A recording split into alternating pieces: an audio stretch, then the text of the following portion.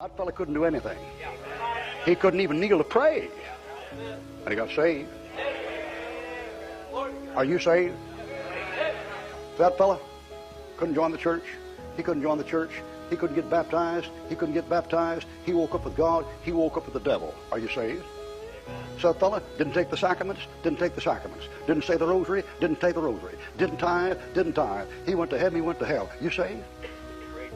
Didn't keep the law, he didn't keep the law. He broke the commandments, he broke the commandments. He didn't keep the golden rule, he didn't keep the golden rule. He woke up in glory, he woke up in the pit. Are you saved? You're saved. If you're not saved, you're over here or you're over here. You sure ain't in the middle. He said, Lord, remember me, thou comest thy kingdom. And Jesus turned to him and said, verily I say unto thee, today shalt thou be saved. It's like that. You have been saved? If you ever saved, you were saved like that. All right, in this video, I want to talk about how people see things wrong. And it's only partially their fault. It's mainly because of the world system trying to convince everybody that we evolved from apes, even though there's no real reason to believe such a thing. You may say, oh, we look similar. If, there's something wrong with you, you might think something like that. But there's vast differences between apes and man that they would have to be something to show you an in-between, such as, for example, the hairiness of an ape compared to a human, and how humans tend to grow hair on their chest but not on their back, but apes grow hair on their back and not on their chest, how their arms are longer than their legs, how they don't have opposable thumbs, all right, about how they can actually breathe while they eat. They can breathe through their nose while they're swallowing food. We can't do that. How their spines are set up for a quadruped or a four-legged animal like a cat or a dog. Their spine is set up in a way where they're not meant to hold weight up on their hind legs so that there's weight on their shoulders pushing down that way like ours are. Right? There's so many vast differences that there's no way to think that we evolved from apes or even this imagined common ancestor. All right? There's no reason to believe such a thing, especially since they say that life and consciousness just kind of popped into existence when science shows us that life and consciousness only comes from something alive or conscious, right? Such as baby kittens come from adult cats, right? And when you get certain bacteria, where did they come from? Some other bacteria, right? We've never seen life just pop into existence. Which is funny that we have a atmosphere right now where life can thrive, but we never see new life just kind of pop into existence. But they want to convince you that way back when the earth was uninhabitable and somehow in a place where life cannot even exist, it just magically came into existence. Right? It didn't come from anything alive or conscious. It just came into existence out of the blue, just randomly, by chance. And today, when there's a greater chance of that happening, it doesn't actually happen. Isn't that weird? I mean, if you think about these things, you can see how stupid it really is. But anyway, because of this mindset, people don't believe like what I'm going to show here. And because of this, they have a misunderstanding of God, and they start to judge him and condemn him for things that make no sense, right? For the main thing is that right now, people are running off into hell, and they're just doing a cannonball into hell. And what are they saying? This is God's fault. And it's like, how? Right? It's kind of like God put up a sign. He said, go this way if you want to go to hell. If you want to go to hell, do these certain things. That's how you there. That's the path there. Go that way. And you're like, all right, I'm going to go do it. And I'm going to go jump in. It's your fault, God. Right? You're throwing me in here. And it's like, that's like saying the government is making you commit crimes. And it's their fault when they punish you for doing those crimes, whether you get a fine or you get community service or you get jail time or even to the extent of the death penalty, it would be stupid to blame the government for what you did. But for some reason, people blame God for what they do and what they deserve, right? You see like the inconsistent nonsense that they say. But it's because they just don't understand, because they don't know the truth. And I have a thing set up here to try to help this out. I don't know how well it would work, but I started off here with creation. I decided to use a tree to represent creation. So God created a life and an area to live in, right? But then as time went on, we have a fall. These arrows pointing down, showing a fall. And as Adam and Eve fell, because they disobeyed God, God told them, when you eat of this tree of the knowledge of good and evil, the day you eat of it, you're going to die. Like he warned them not to do it. He didn't threaten them. It's kind of like you telling somebody, hey, this is poisonous. If you eat it, you'll die. And then you go eat it and die, and you blame them because you died, right? When they warned you not to do it, right? If I told you not to drink bleach because you will suffer tremendously and die, don't do it. And then you go do it and blame me for it. It'd be like, how is it my fault? I told you not to do it. And I told you even the consequences and why you shouldn't do it, but you went and did it anyway. How is that on me? That's on you, right? But for some reason, people want to blame God for what they do, right? But even when they disobeyed God and they partook of that tree, God provided a lamb so that they didn't have to die that day, right? He ended up clothing them with lambskins, right? He kicked them out of the Garden of Eden, but they didn't die, except spiritually. They lost the spirit, but he spared them, right? So you see, even though he warned them of what was going to happen, he still tried to save them. Such as if you told somebody, hey, we're out on the trail, out in the woods, don't eat these mushrooms, you'll probably die. They go and eat the mushrooms, and you do everything you can to try to induce vomiting, and maybe you know some other plant around that would help alleviate the symptoms and the potential death of it. So you still help them, hoping that they're not going to die, but it's not your fault of what they did. You actually tried to warn them about that. And if they did the opposite, that's on them. But for some reason, everybody wants to blame someone else for what they say and do, right? And ultimately, this is what people are doing with God. But even after that, there's still more of a fall, right? Because you have Cain and Abel, right? You have Cain and Abel, and you have the world mingling with the fallen angels, right? So then you end up getting a flood. But the thing is, before even the flood happened, what you actually get is a whole lot of warning, right? We're told Enoch, before he was taken, walked with God, and he warned of the coming judgment of the flood, and he walked with God for 300 years. And then when Noah came around, he was building the ark for 120 years. So let's just say that was back to back. Right there alone is 420 years of trying to reach people, warning them, hey, get right with God while you can, and even get on this ark because I'm judging the earth, but I don't want you to die. So God's like, this is what's going to happen.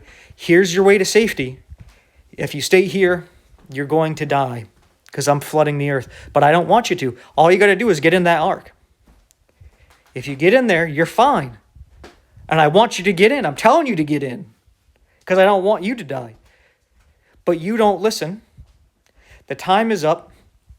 Now the flood happens. And now you blame God because you didn't get in the ark. And you drowned in the flood when he told you to get in the ark before the flood came. How's that on God?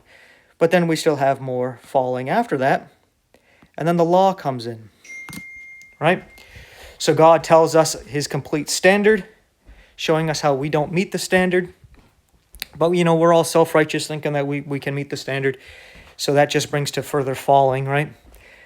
further falling, and just more self-righteousness and people thinking they're better than others, and a whole lot of blaming God still. So then we got the cross, where God comes in. He takes responsibility for everything. He takes on sin itself, and he's like, I'm going to take on everything. He becomes like a picture of the ark again, where he's like, you know what? This judgment of fire right here is coming. Instead of a flood, now it's going to be fire. I'm going to completely destroy the earth. We see this in Revelation, where the heavens and the earth are burned up, they're gone, and he recreates everything. But he's saying, before this happens, come to my son, come to Jesus Christ, get into his body, the ark, get saved now while you can, because I'm not going to do this forever. He gives 2,000 years of grace to get people to come to this. And then instead of people coming to it, they blame God for not doing anything about evil, not doing anything about all that's going on in the world. And he's like, I did. I judged it 2,000 years ago, and I'm giving you a chance to not burn with it, because I'm warning you that that's what I'm going to do. I see all the injustice. I see all the sin. I see all the selfishness, all the suffering, and I'm going to put a stop to it. But I don't want you to be part of that destruction that I'm going to bring. So get in the dang ark while you can. Get to Jesus now. But instead, they stay. They don't listen to God. And he gives them 2,000 years, and for us, we get our lives, right? And we don't get in.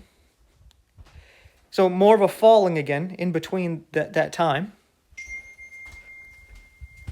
And then eventually, just like the door on the ark was closed, Jesus takes his people up through the door in heaven and he closes it. And then judgment. And everybody's going to probably do the same thing they did when the flood came. Blame God for what they chose to do, what they chose to ignore. And I just wanted to make this video to show it's all on us. It's our choices. We've all been thoroughly warned. We've been told this is the way to go. This is the way not to go. And we've laughed at it. We've mocked it. We've disregarded it. We said it's not loving. Right? We called it evil and all this stuff. And we want God to do something about it. And he says, okay, I'm going to do something about it, but how about you get out of the way, right? Like, if let's say there's a certain building that is just infested with disease and wretchedness, with like these animals that are rabid and got these Ebola, the worst kind of things going on in this building that's just infested with different insects and animals, and even some of the people that are just manipulative and doing all these evil things to try to cause more destruction. And everybody's like, there's something that's got to be done about this. Something's got to be done about it. So somebody's like, okay, I'm going to destroy this building and with a big fire to make sure I destroy everything in it and all the viruses and diseases in it. And even afterwards, I'm going to lay fire to it again just to make sure. Double check, But everybody needs to clear the area. And I'm going to give you 2 months to get out of here. And every day for these 2 months, I'm telling people to get out of the way, because at the end of these 2 months, I'm dropping this bomb here. Get out of there. And if you're in that area when that drops, that's on you. That's on you. If you get caught in that, that's on you. There's signs up everywhere that says, get the hell out of here. Now, get out, get out, get out. Bombs coming on this day. Bombs coming on this day. And you stay in there like some retard, and then the bomb drops. Now something's finally done about that building you've been complaining about, but you wanted to, for some reason, be close to it and not just get away. You're caught in it too, because you're a bonehead. And then you'll justify it by somehow blaming the person who dropped the bomb. Well, they shouldn't have done it. I was there. No, you shouldn't have been there.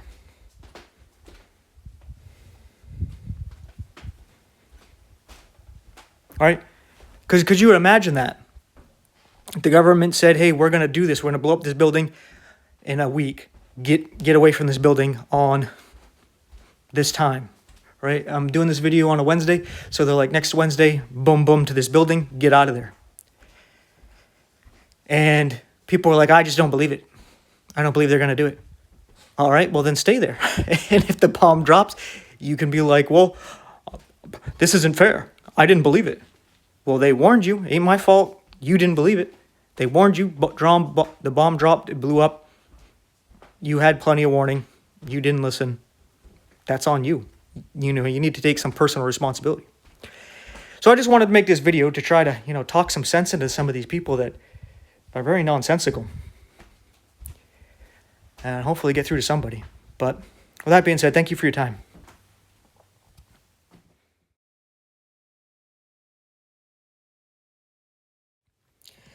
All right, it's the end of the video. And I figured I would do an ending segment to my video so I don't have to keep repeating myself. But I do want to remind you to do what Isaiah said to do and seek out the book of the Lord and read it, putting line upon line, precept upon precept, here a little, there a little, doing what Paul said, and studying the word, showing yourself approved unto God, rightly dividing the word of truth.